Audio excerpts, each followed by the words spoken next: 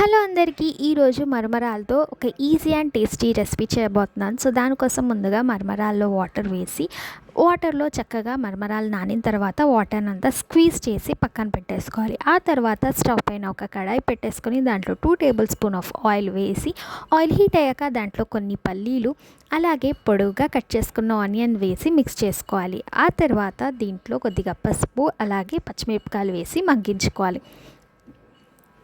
కొంచెం మగ్గిన తర్వాత దీంట్లో మనం ముందుగా స్క్వీజ్ చేసి పెట్టుకున్న మరమరాలు వేసి బాగా మిక్స్ చేసుకోవాలి.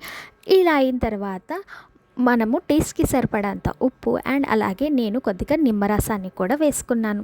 చివరన కొత్తిమీర వేసుకుంటే అంతే, ఎంతో టేస్టీ మరమరాల రెసిపీ రెడీ.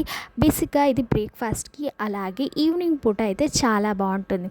యాక్చువల్లీ మా ఇంట్లో అయితే మేము ఈ రెసిపీని సుషీలా అంటాం. మరి మీరేమంటారో నా కమెంట్ సెషన్లో కమెంట్ చేయండి.